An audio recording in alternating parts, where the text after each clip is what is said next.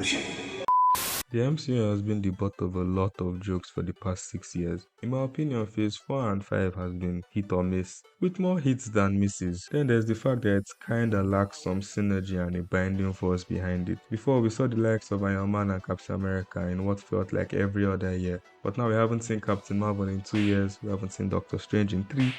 Up until this year, we hadn't seen Sam and Bucky for 3 years too. We haven't seen our poster boy Spider-Man for 4 years, and by next year it will be 5 years since we last saw him. Yeah, it's not been perfect, but let's be honest, the MCU has never been perfect. So today we are reviewing the year of 2025 for the MCU. I'm going to review and rate all the projects I watched this year, and I'm going to also talk about the projects coming out next year that I'll be excited for. So let's list out everything that released this year. A good chunk of things came out this year, especially in contrast to last year, which only had 5 projects. This year we got 8. Let me list them out. Number 1, we got Your Friendly Neighborhood Spider-Man. Number 2, we got Daredevil Born Again. Number 3, Captain America Brave New World. Number 4, Thunderbolts. Number 5, Ironheart.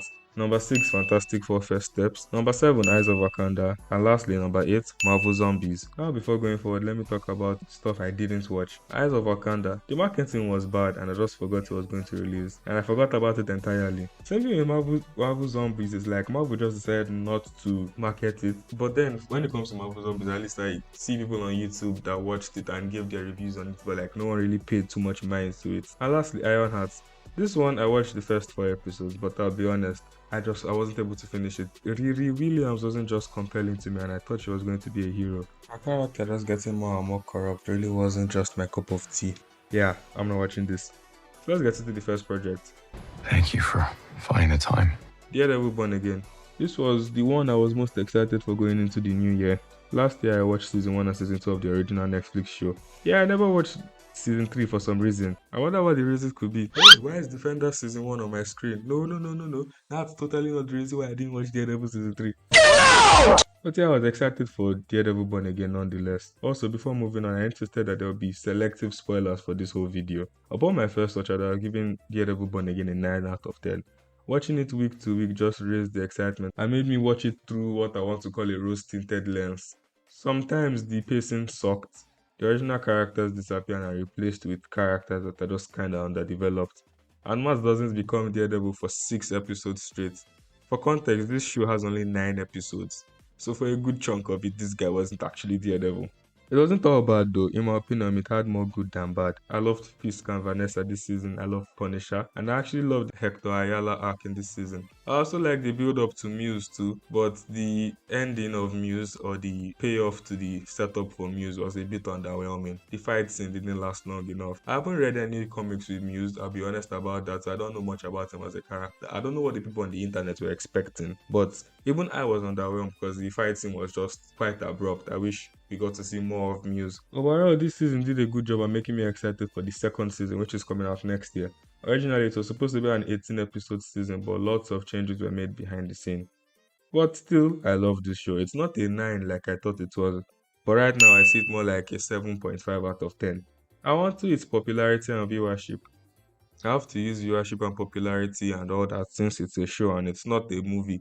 So we can't use box office returns to determine if it was a flop or a success. Its debut got 7.5 million views, which was surprisingly lower than Agatha All Along. But then again, Agatha All Along was a surprise hit apparently.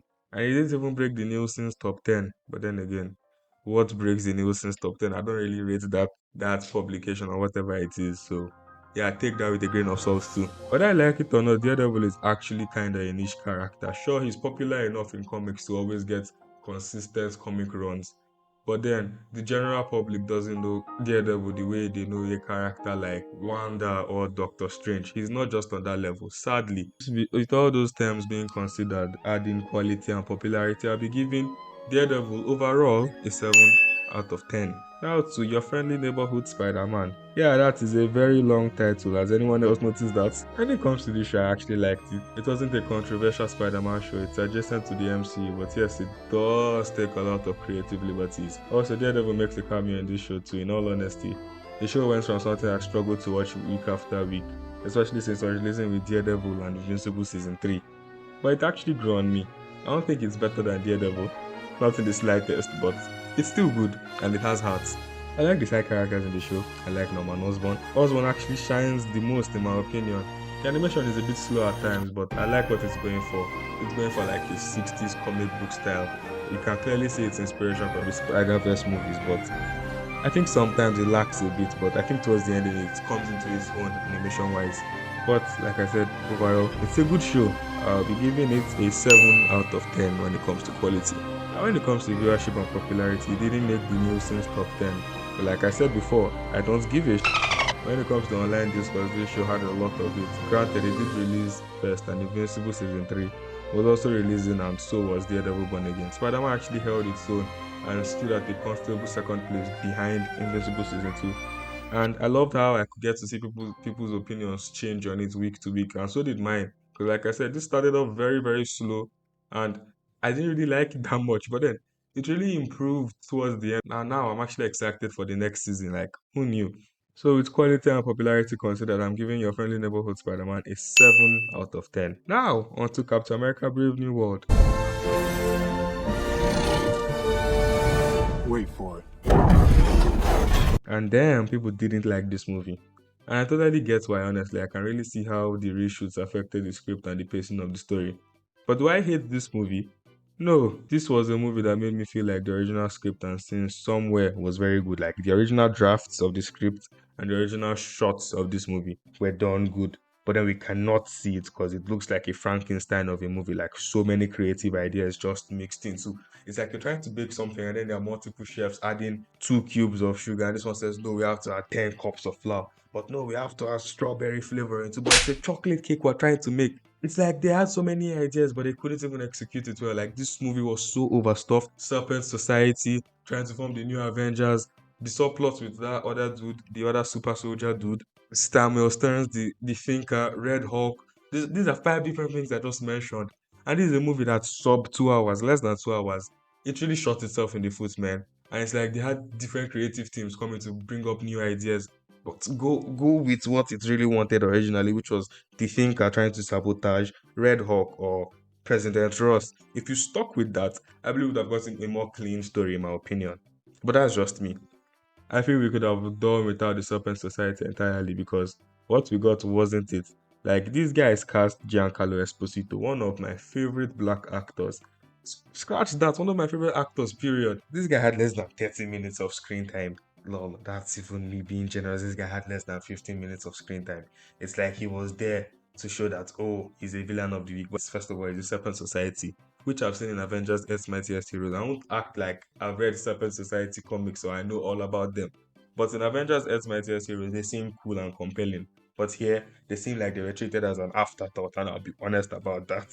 Like I said before, the movie hinted at the Avengers, but we never got to see Sam actually trying to assemble them. We just heard after watching Thunderbolts that there's another one, and Sam is trying to sue for copyrights because you snooze, you lose, bro. You were too slow at trying to assemble the Avengers. What's your own problem for real? But yeah, like I said before, the Thinker and Red Hawk were competent antagonists. Too much meddling, too much creative fingers touching this script and touching the movie is what made it bad. Or not bad, is what brought down the quality, in my opinion.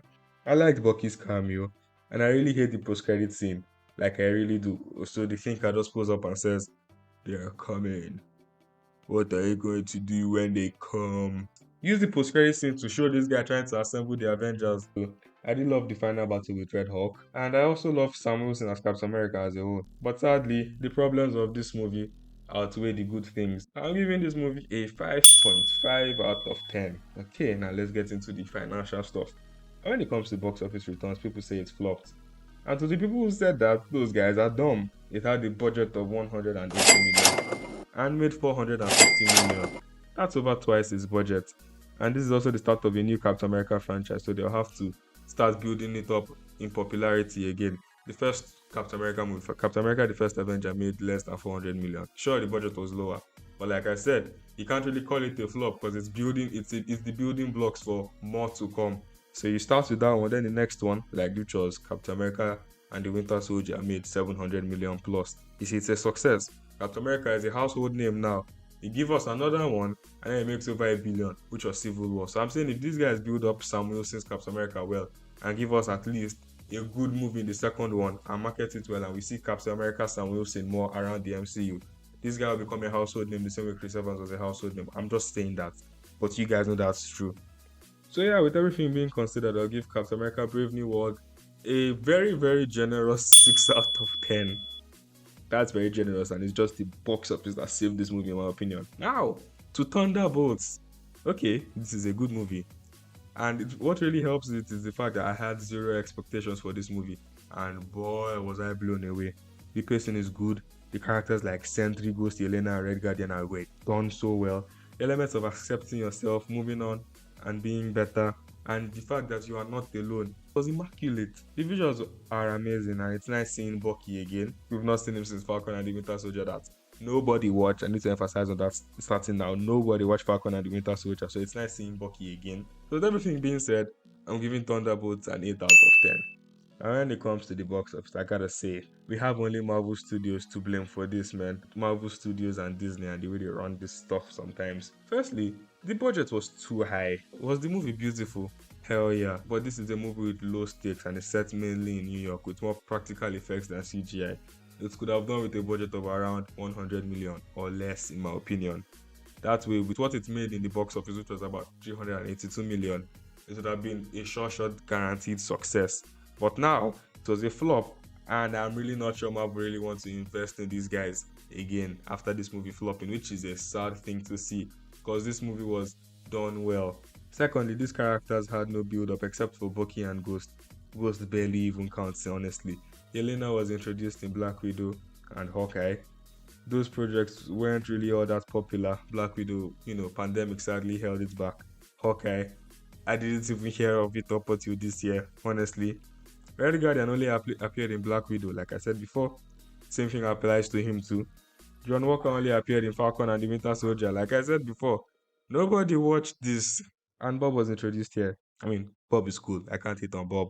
And you guys can see that these guys are only Disney Plus people and not big screen characters, except for Bucky. And that's why giving them a big budget movie is really absurd.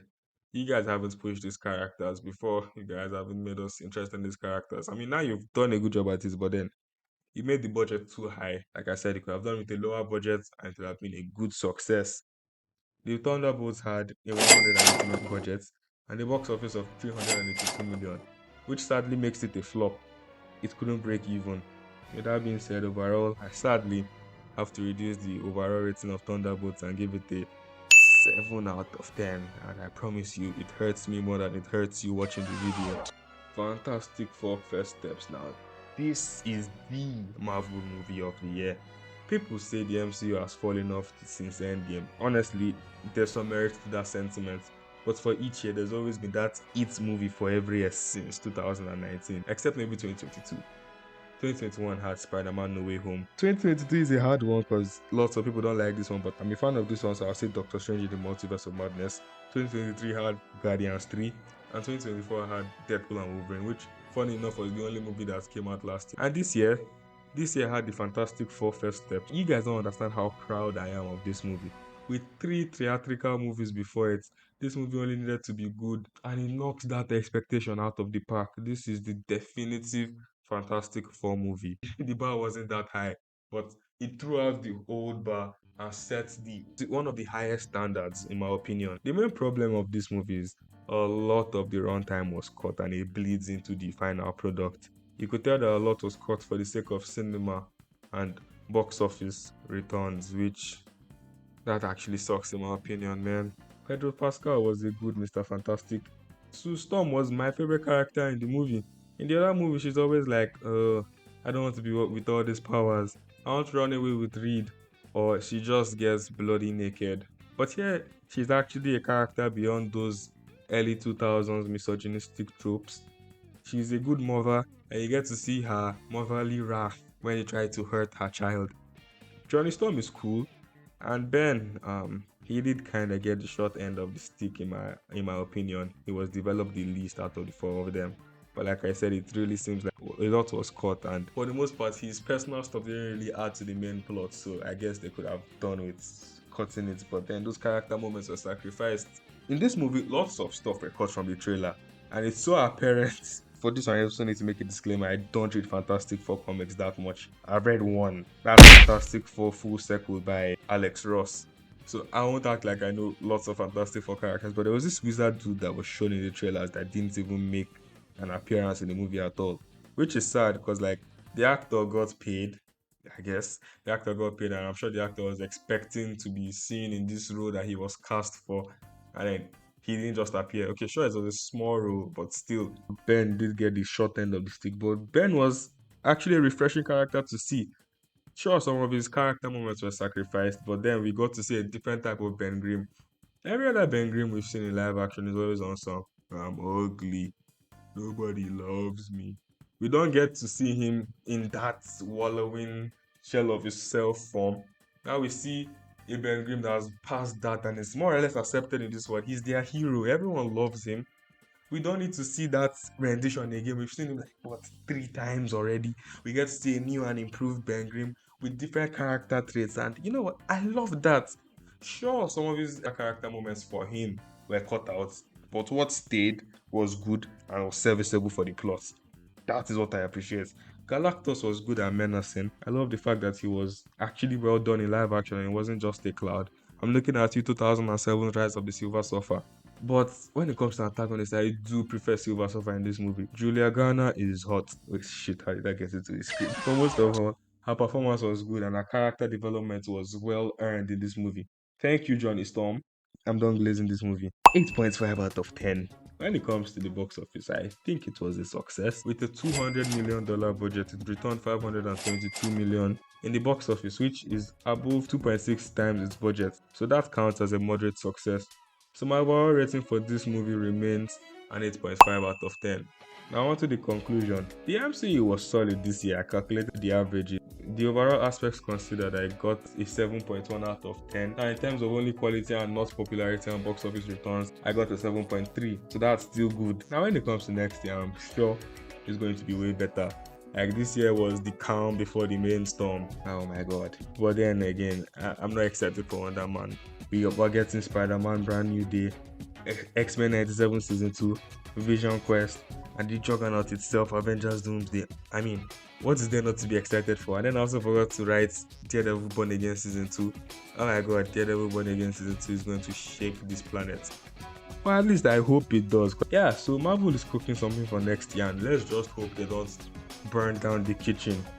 But me, I am very excited. So if you enjoyed this video, like and subscribe, and please watch this video that's on screen right now, and I will see you there.